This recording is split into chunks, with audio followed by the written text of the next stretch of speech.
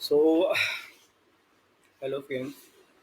आज हम लोग ये डिस्कस करने जा रहे हैं कि आपको एंड्रॉयड ऑटो का जो डेवलपमेंट इन्वायरमेंट है वो कैसे सेट करना है। ठीक है, आपके एंड्रॉयड स्टूडियो में डेवलपमेंट इन्वायरमेंट कैसे सेट करना है और आपको जो है एंड्रॉयड ऑटो का डेवलपमेंट कैसे स्टार्ट करना है।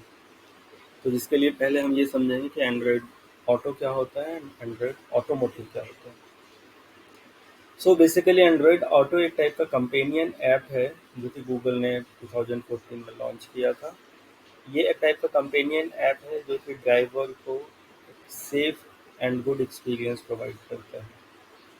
गुड एंड सेफ एक्सपीरियंस कैसे प्रोवाइड करता है कि आपकी गाड़ी में एक स्टीरियो सिस्टम होता है। उस स्टीरियो सिस्टम में उस स्टीरियो सिस्टम की मदद से गूगल ये कंपेनियन ऐप जो है आपको या ड्राइवर को फैसिलिटेट करता है पर्टिकुलर चीज़ के लिए।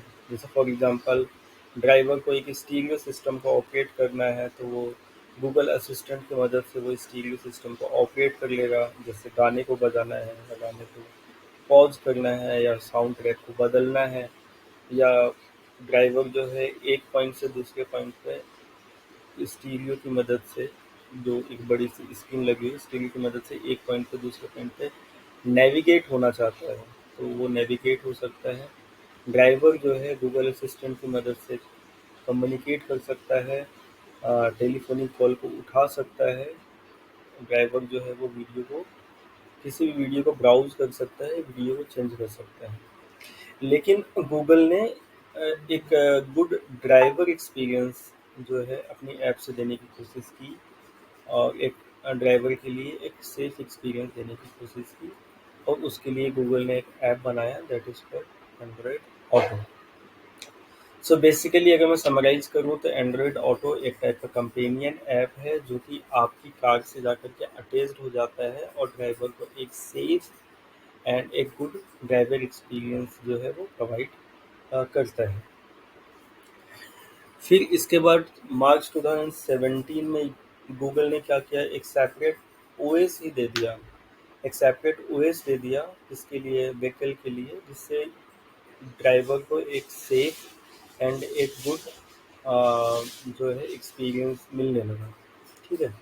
एंड उस डेडिकेटेड ओएस का नाम गूगल ने एंड्रॉयड ऑटोमोटिव ओएस रखा। ठीक है। तो लेगेसी देखा जाए तो एंड्रॉयड ऑटोमोटिव और एंड्रॉयड ऑटो की सेम थी।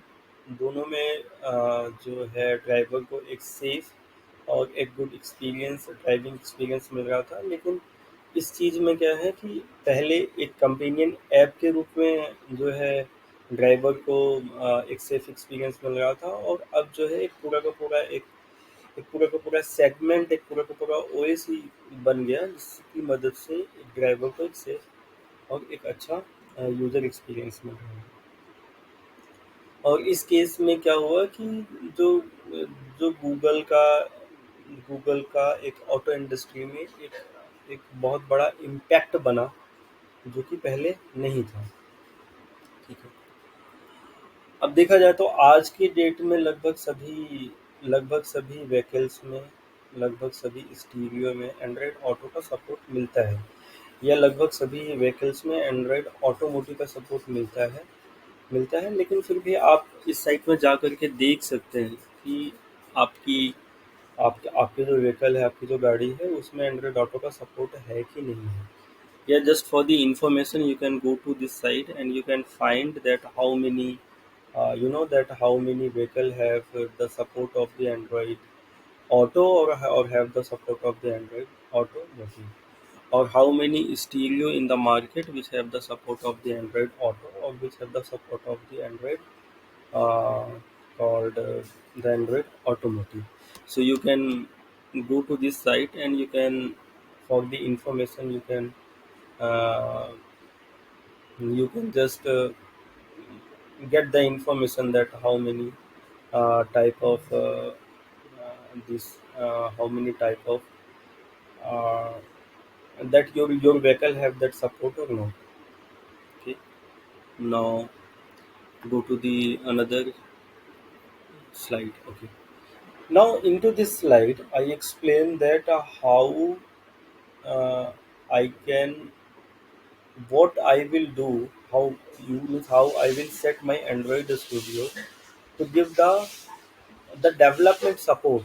फॉर एग्जांपल अगर कोई भी डेवलपर जो है एंड्रॉयड ऑटो के लिए ऐप बनाना चाहता है या एंड्रॉयड ऑटोमोटिव के लिए ऐप बनाना चाहता है, तो वो अपने एंड्रॉयड स्टूडियो कैसे सेटअप करेगा.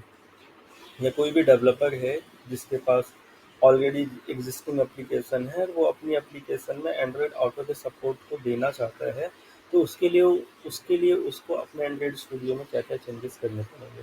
तो उसका पहला चेंज ये करना पड़ेगा कि ये दो प्लगइन है. The first one is called Android auto API simulator and the another plugin is called Android auto desktop unit emulator. ये दोनों प्लगइन्स हैं. इसके लिए डेवलपर को एंड्रॉयड एस डी के मैनेजर पे जाना है और एस डी के टूल में जाने के बाद ये दोनों प्लगइन को इनेबल करना है. जैसे फॉर एग्जांपल मैं अभी आपको जाके दिखाता हूँ. You have to go to the Android Studio. You have to open the Android Studio and you have to go to the Android SDK manager, and into that SDK manager you have to go to the SDK tool. In the SDK tool you have to enable these two plugins. The first one is called Android as sorry, the first plugin is called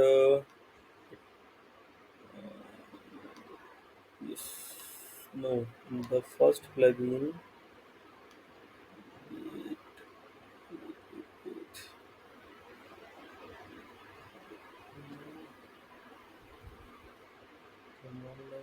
Yeah, the first plugin is called the Android Auto SPI Simulator, and another plugin is called Android Auto Desktop Unit Emulator.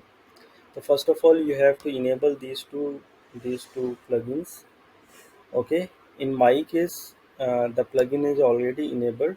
Okay, so that this button is not highlighted. But in your case, you have to check it, check in these two plugins, and you have to click on the apply button, and it will take some time to download these two dependency, and by that these two dependency will enable in your Android Studio.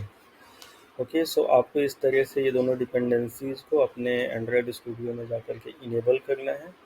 Enable करने के बाद आपका Android studio capable है Android auto के support के लिए या Android auto app के डेवलपमेंट के लिए आपका एंड्रॉयड स्टूडियो कैपेबल है.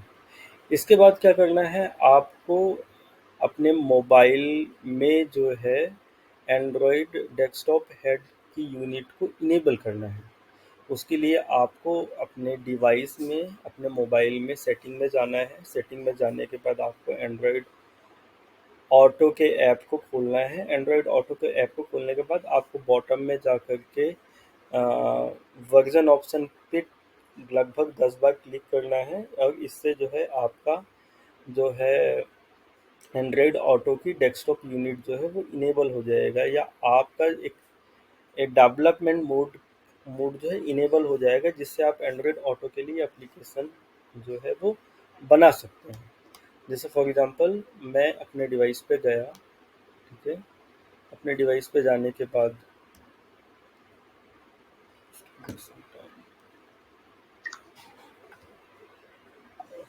ये ओके, मैं अपने डिवाइस पे गया.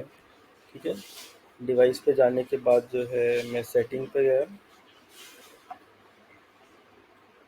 सेटिंग पे जाने के बाद मैं एंड्रॉयड ऑटो पे गया.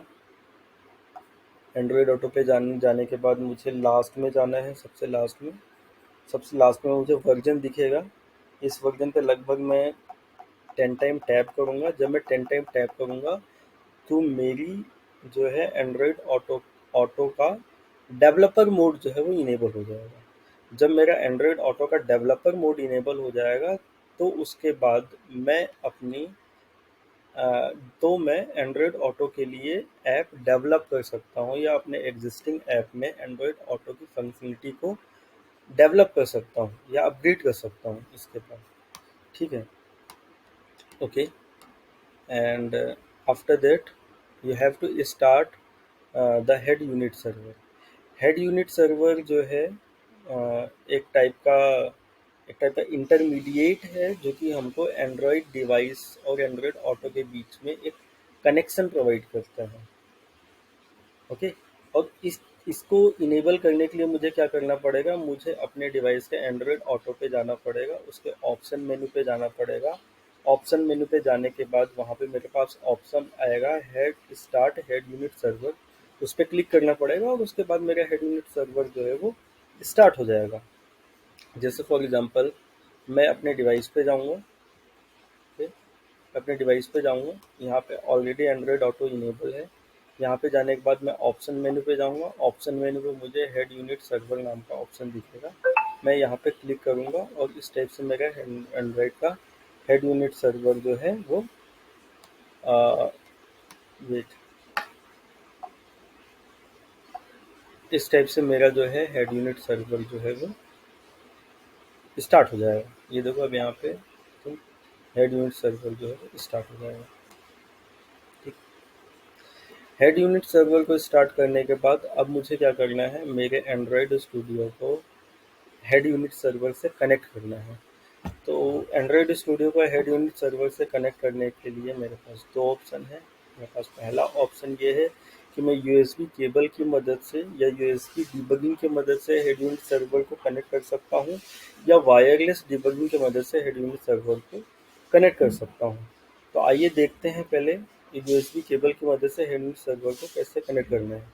हेड यूनिट सर्वर को कनेक्ट करने के लिए मुझको मेरे एसडीके पे हेड यूनिट सर्वर की डायरेक्टरी पे जाना है, और हेड यूनिट सर्वर की डायरेक्टरी पे जाने के बाद head unit desktop head unit USB command को चलाना है, जिससे जो मेरा एंड्रॉयड ऑटो का सिमुलेटर जो है वो पॉपअप हो जाएगा।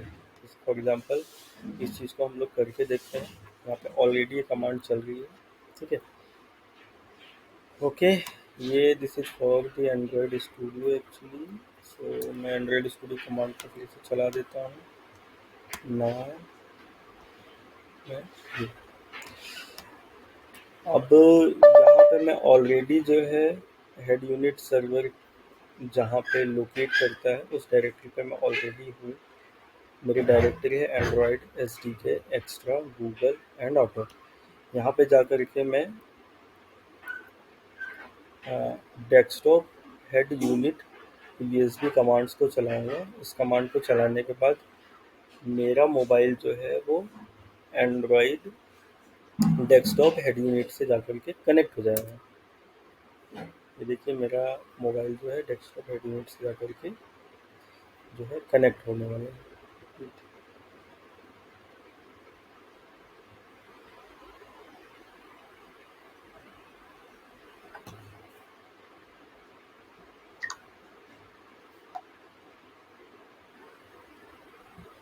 ओह सॉरी, डेटा केबल नहीं लगी थी, तो उसके लिए यूएसबी केबल का कनेक्ट होना इम्पोर्टेंट है। तो मैं इसके लिए यूएसबी केबल को कनेक्ट कर लूँगा। Okay, and USB cable connect करने के बाद मैं जो है हेड यूनिट सर्वर को फिर से इनिशियलाइज करूँगा, और जो है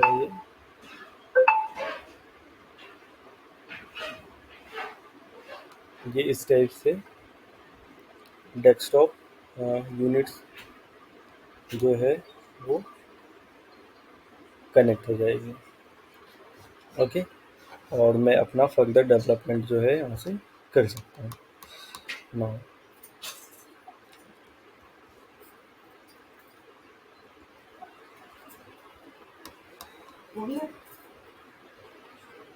ओके, नाउ अगर आपको जो है आपको जो हेड यूनिट को बिना यूएसबी के कनेक्ट करना है, तो उसके लिए क्या करना पड़ेगा, आपको पहले वायरलेस डिबगिंग अपने मोबाइल डिवाइस की इनेबल करनी पड़ेगी। इनेबल करने के बाद आपको जो है पोर्ट फॉरवर्डिंग करनी पड़ेगी। मैंने दोनों कमांड्स लिख दी हैं, और उसी पे जा कर के आपको डेस्कटॉप हेड यूनिट की कमांड को चलाना पड़ेगा, एंड जो है आपका जो हेड यूनिट है वो ऑटोमेटिकली जा कर के कनेक्ट हो जाएगी। करके देखते हैं। इसके लिए मुझको सबसे पहले अपने जो है डिवाइस यूएसबी केबल को हटाना पड़ेगा। यूएसबी केबल को हटाने के बाद मुझे क्या करना पड़ेगा, पहले पोर्ट फॉरवर्डिंग करनी पड़ेगी। ओके,